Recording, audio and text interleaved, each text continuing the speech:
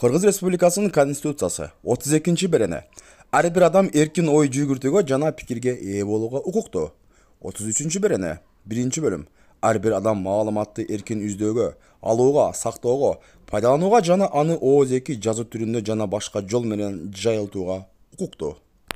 Ассаламу алейкум рахматуллаху баракату, хурматтуу интернет колдонуучулары, хорнела, хурматтуу интернет колдонуучулары, здравствуйте, уважаемые интернет пользователи Кыргызстана. Бүгүнкү менин темам сиздерге айта турган нерсе азыр биздин Кыргыз өлкөсүндө коомчулукта өтө кызуу талкууга алынган Борборкада Бишкектеги маршрутниктер тууралуу болмокчу. Бул теманы баштардан мурун урматтуу бул видеонун көрүүчүлөрү, могу астыдагы кызыл түймөчөнү баса кетиңиз, сизден өтүнүп кетем. Эгерде чындап эле баскан болсоңуз, бул менин каналыма катталган болсоңуз, мына биз видеону баштайбыз.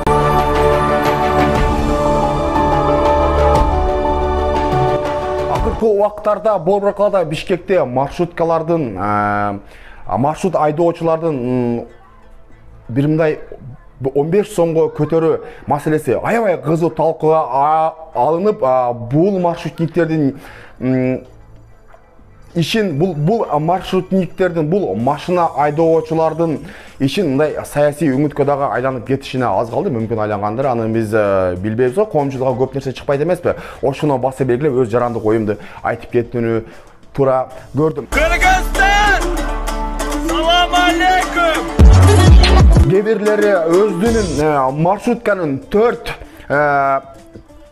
кызматкери, 4 маршрут айдоочусу айткан сөздү ошол жерден кесип алышып, бүткүл биздин Кыргызстандын жараны, Кыргызстандын Борборкадагы маршрут кызматкерлерин жаман көрдүрүү бул калыстыкка туура келбей калат деп ойлойм.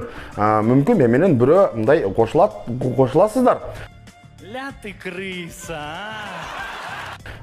Албетте, бул жерде маршруткалардын көйгөйү, маршрутниктердин талабы ошол эле 5 сомго көтөрүү маселеси каралды. Бул жерде Бишкек шаарынын мэриясы менен маршрутниктердин ортосундагы бир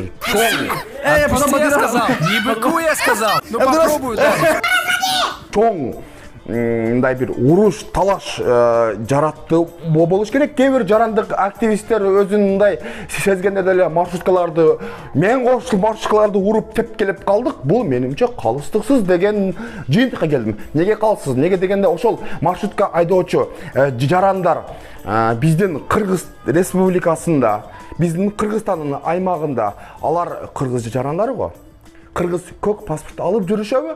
Же алар инопланетяндар асмандан келип түштүбү? Неге биз аларды четке кагышыбыз керек дагы? Неге биз аларды коомчулукка жаман көрсөтүшүбүз керек дагы? 4 баягы или 3пү, 2пи баягы голосторду үзүп алып, бул голосторду дагы бир эсиңизде сала кетиңиз, бул далил катары. 350 брат. До конца тууралуу токтойлу. Бул айткандары менен бүткүл маршрутниктердин айткан сөзү болуп калбадыбы? Деген дагы суроо талап коюлат. Бул маршрутниктердин талабы жана кээ бирлөрүнүн, мисалы кыргыз элим азыр мындай жалган маалыматтарга дагы ар кандай маалыматтар чыкса эле ошого карап эле эл ошол көздү, ошол жакты карай эле бурулуп кетип атпайбызбы? Буну биз моюнга алышыбыз керек, ачуу чындык. Ал эми бул 5 сом ошол биздин чөнтөгүбүздөн дагы түшүп калат.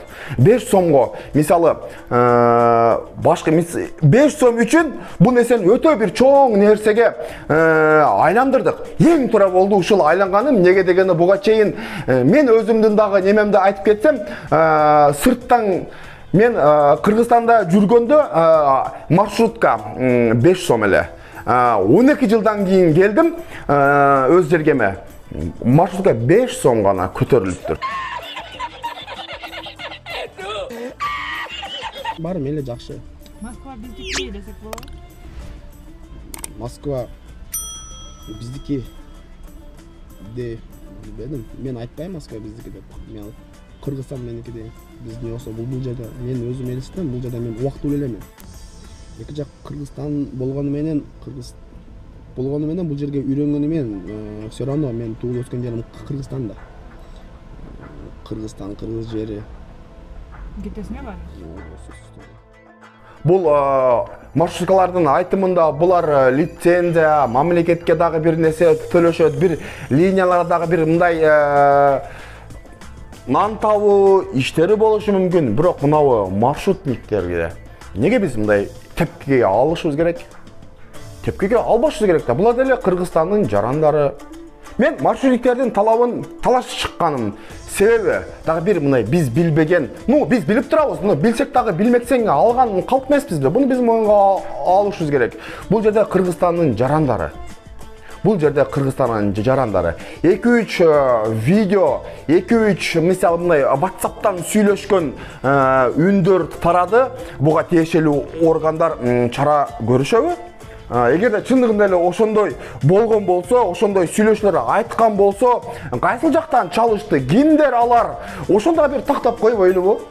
Калыстык үчүн да, ошондо бир тактап койбойлу. Кимдер, кайсыл кээ-бир мындай азыркы учурда Улуттук коопсуздук комитетинде убактылуу кармоочу жайында отурган саясатчылардын, кумтер боюнча камалгандардын аттары айтылып атат. Чындыгында эле ошондой болдубу?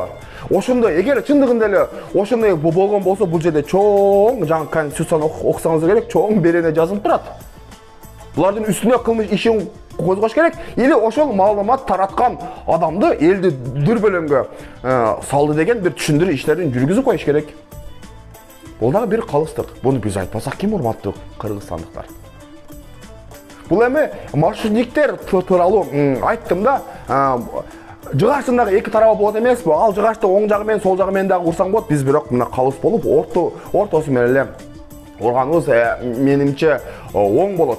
Менин немем бул жердеги өзүңүздөр деле түшүнүп жатат болушуңуздар керек. Түшүнгөндөр же түшүнүп туруп деле түшүнмөгөнгө алып жатат болушуңуздар керек. Бул жерде 5 сом үчүн эмес. Бул жерде 5 сом үчүн эмес. Бул жерде мэрия менен маршрутниктердин башчылары бири-бири менен салгылашуу, бири-бири менен урушуу болуп жаткан учурда жанагы пахта коюп жүргөндөр ким жаман? Маршрутниктер жаман деп чыга калышты. Мынау шеф, мына болду деп. А бул жактан мэрия официально берип атат. Көтөрбөйбүз биз 15 сомго деп.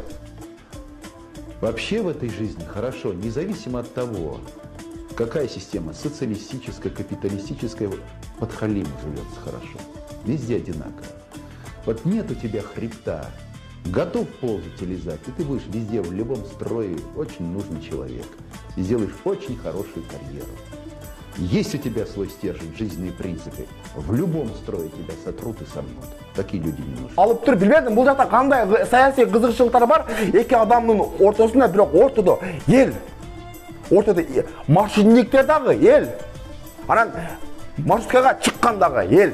Биздин чиновниктер өздөрүнүн машиналарында эле жүрүшөт, Lexus, Pexus башкаларында эле. Неге биз буну айтпайбыз? Буну сөзсүз түрдө айтып кетиш керек. Бул дагы бир калыстык менин жарандык ой пикирим. Дагы бир нерсени эскертип айта кетчү нерсе, урматтуу катталуучуларым, урматтуу кыргызстандыктар, мага чыккан маалыматтар бир гана менин өзүмдүн жеке ой пикирим болуп эсептелет. Эч бир саясий күчтүн же бир топтун кызыкчылыгы деп албаңыздар. Мейли эми башка жакка дагы айландырышыңыздар мүмкүн. Бунун алдын ала эле билип турам. Буну дагы бир баса белгилеп, мен өзүм расмий түрдө айтып кетишим керек. Мен Кыргызстандын жараны катары.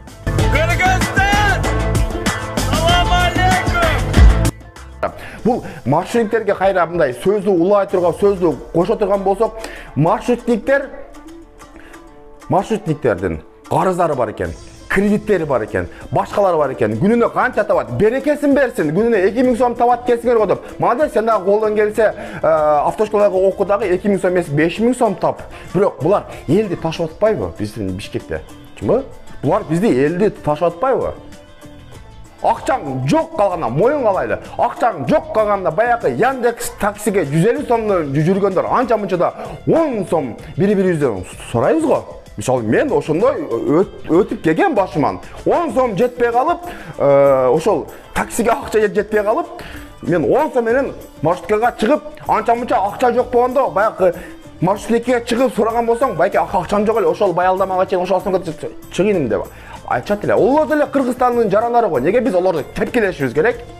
Неге 4 эле ошол эле видео кайрылык кылып атканда ошол жердин кесип алып туруп эле аны коомчулукка маршрутниктер жаман көрүп турушубуз керек.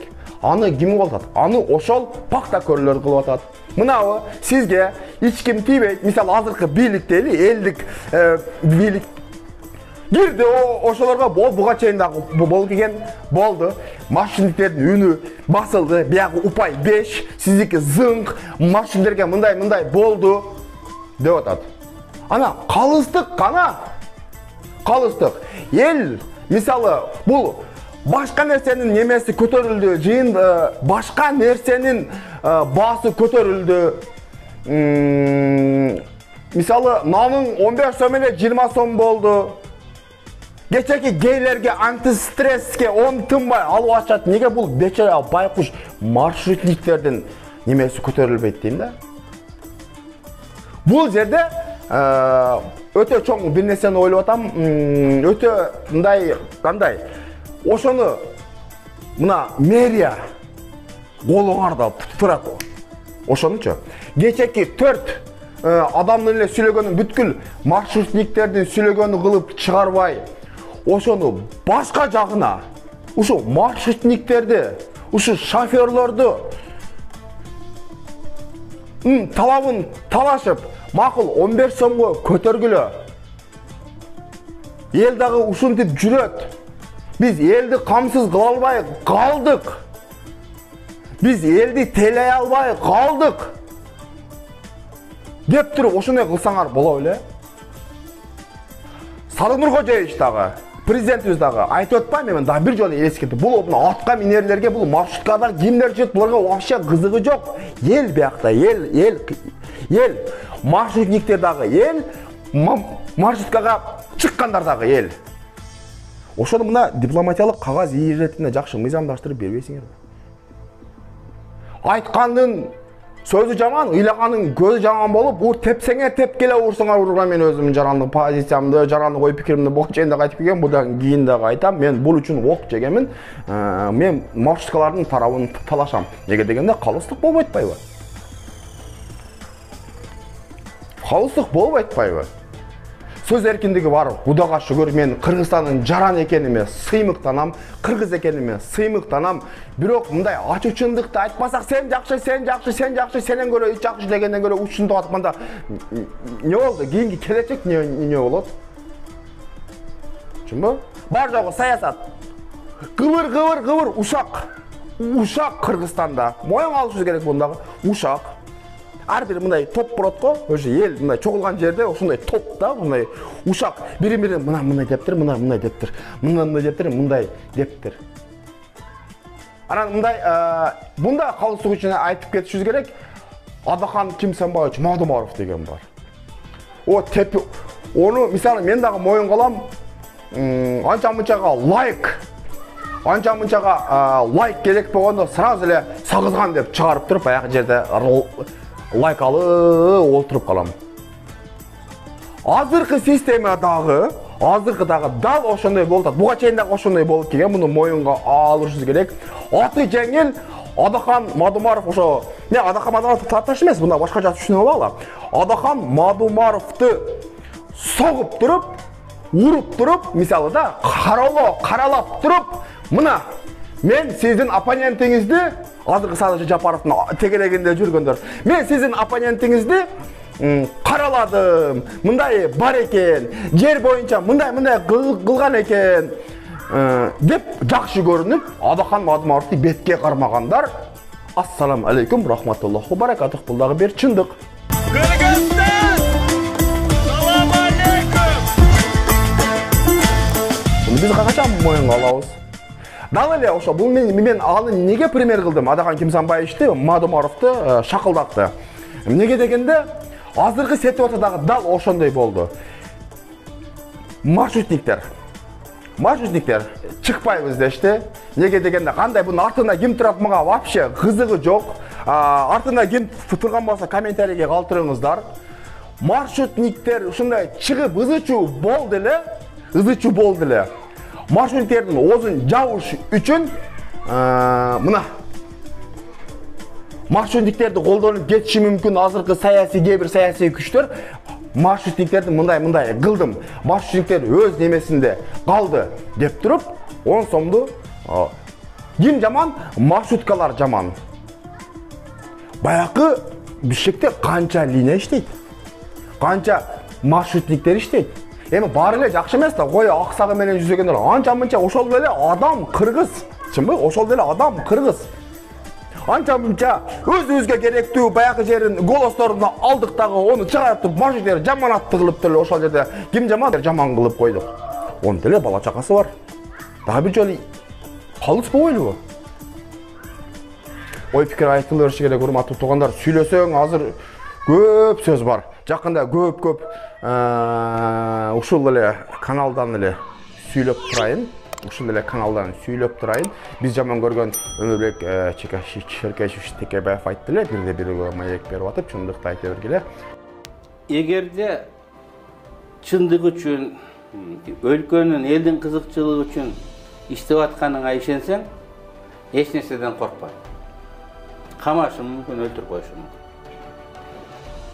Мен ушундай сунуш берет элем.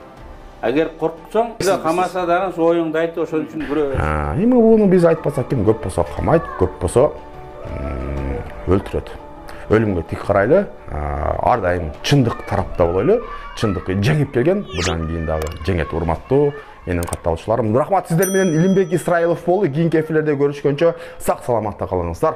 Бул видео менен максималдуу түрдө бөлүшүп коюңуздар.